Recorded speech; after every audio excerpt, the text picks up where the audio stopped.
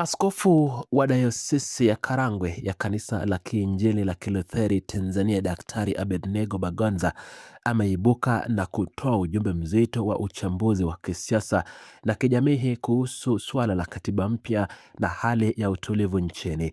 Kupitia ukurasa wake rasmi wa mtandao wa kijamii wa Facebook, kiongozi huyo wa kiroho alibainisha kuwa katika mazingira ya kutokuaminiana nchini, raia wanapozungumza ni vyema kujitahidi kusikiliza kile kisichotamkwa kuliko kinachotamkwa.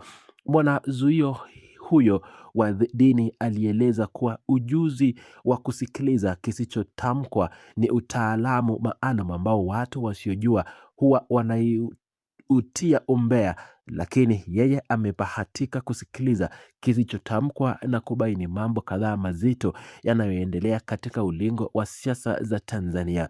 Kiongozi huyo wa dayosisi ya Karagwe alibainisha katika maelezo yake kuwa katiba mpya inayodaiwa nchini sio moja kama inavyochukuliwa na wengi.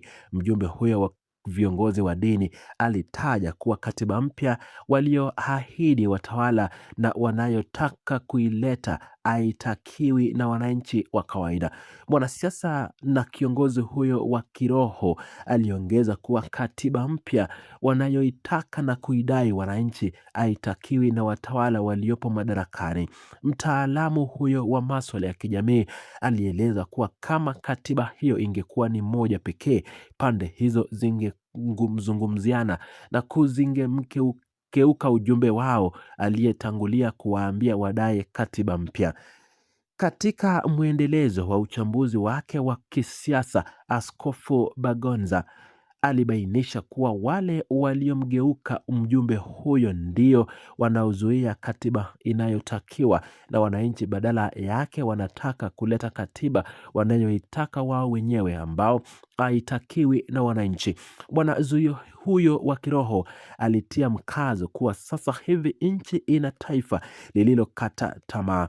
Mstahiki huyo anaeleza kuwa mjumbe anayeuawa alikuwa akitaka kuinua matumaini ya wananchi kwa kufanya kitendo kinachofanana na kuchemsha mawe jikoni ili kuwafanya watoto wenye njaa wasubiri chakula kisichowahi kuiva.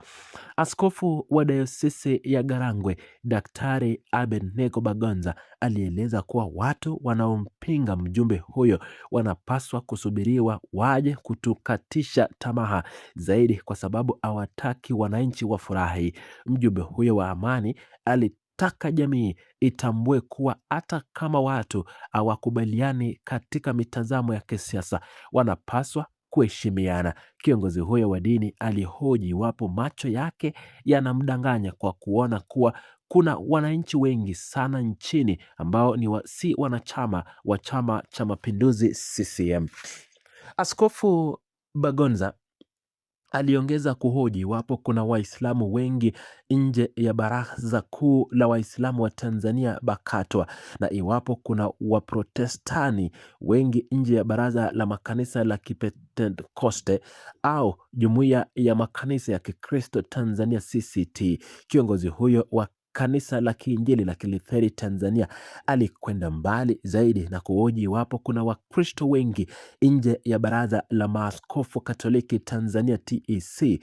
Mjumbe huyo wa kijamii pia alieleza kuwa maana yake kuu ni kwamba hulka ya kumiliki na kuhodhi mambo, yaani monopoly, ni kichaka cha uzembe, ubabe, ulevi wa madaraka na uvivu wa kifikra na kaburi la maridhiano ya kisiasa. Kiongozi huyo wa dayosisi ya Karagwe alihitimisha maelezo yake kwa kutoa wito kwa Watanzania kujifunza kuishi na wengine badala ya kuishi sisi kwa sisi wenyewe pekee. Ushauri huo wa kiongozi wa kiroho unakuja wakati ambapo nchi ipo katika mijadala mikali kuhusu mchakato wa maridhiano, wa maridhiano wa kisiasa, katiba mpya na maandalizi ya michakato ya kidemokrasia inayoruhusu na inayohusisha taasisi mbalimbali za kiserikali na vyama vya siasa vya upinzani na chama tawala. Sababu kuu za tukio hili la askofu wa dayosisi ya Karagwe Daktari Abednego Bagonza kutoa taarifa hii zinatokana na mazingira ya sasa ya kisiasa nchini Tanzania, ambapo kuna mvutano wa kifikra na kiitikadi kati ya serikali iliyopo madarakani na wadau wa upinzani kuhusu uelekeo wa katiba mpya.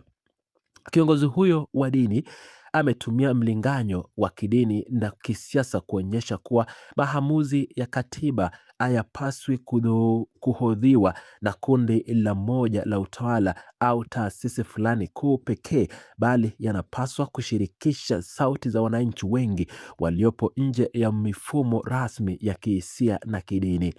Askofu Bagonza katika ulingo wa siasa ni kubwa, kwani inazua mjadala mpya kuhusu uwepo wa matoleo au mitazamo miwili tofauti ya katiba mpya.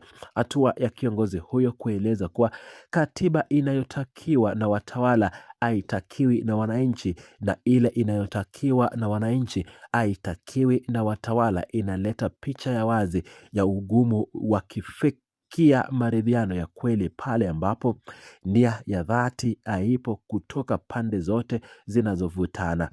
Umuhimu wa ujumbe huu wa askofu unajidhihirisha katika jinsi unavyoonyesha uhusiano kati ya matukio ya kijamii na maamuzi ya kisiasa. Kitendo cha kutumia mfano wa mjumbe anayeuawa aliyetaka kuinua matumaini kwa kuchemsha mawe jikoni kinahusianishwa moja kwa moja na matukio ya kupoteza au kuuawa kwa mwanaharakati na wanaharakati na viongozi wanaopigania haki za wananchi, hatua inayozidisha kukata tamaa kwa jamii inayowasubiri watawala watimize ahadi zao. Nafasi ya taasisi zinazohusika katika taarifa hii imewekwa wazi na kiongozi huyo wa dini. Askofu wa dayosisi ya Karagwe KKKT Daktari Abednego Bagonza ameitaja na kuzichambua taasisi kama Chama cha Mapinduzi CCM, Baraza Kuu la Waislamu wa Tanzania BAKATWA, Jumuiya ya Makanisa ya Kikristo Tanzania CCT na Baraza la Maaskofu Katoliki Tanzania TEC. Kiongozi huyo anaeleza kuwa taasisi hizi hazipaswi kuchukuliwa kama ndio wakilishi pekee wa makundi yote ya wananchi, kwani kuna idadi kubwa ya raia Waislamu na Wakristo waliopo nje ya taasisi hizi rasmi ambao sauti zao hazistahili kusikilizwa ama zinastahili kusikilizwa. Historia ya askofu wa dayosisi ya Karagwe inamfanya mtu kuwa mmoja wa viongozi wa dini nchini Tanzania wenye sauti thabiti na kijasiri katika kuiongoza serikali na kutetea maslahi ya wananchi. Katika mfululizo wa matukio ya kisiasa nchini, mwanazuoni huyo wa kiroho amekuwa akitoa uchambuzi wa kina unaolenga kukumbusha mamlaka ya kiserikali na vyama vya siasa kuhusu misingi ya haki, utawala bora na ulinzi wa misingi ya kidemokrasia kwa ajili ya ustawi wa taifa. Uhusiano kati ya matukio yaliyotajwa kwenye ujumbe huo wa Askofu Abednego Bagonza unadhihirisha jinsi gani kukata tamaa kwa wananchi kinavyochochewa na kukosekana kwa maridhiano ya kweli. Kiongozi huyo anahusianisha tabia ya kuhodhi madaraka na monopoli na uzembe pamoja na uvivu wa kifikra, akibainisha kuwa mazingira hayo yakielezwa wazi yanakuwa ndio kaburi rasmi la mchakato wowote wa maridhiano ya kisiasa yanayotafutwa kati ya serikali na vyama vya upinzani.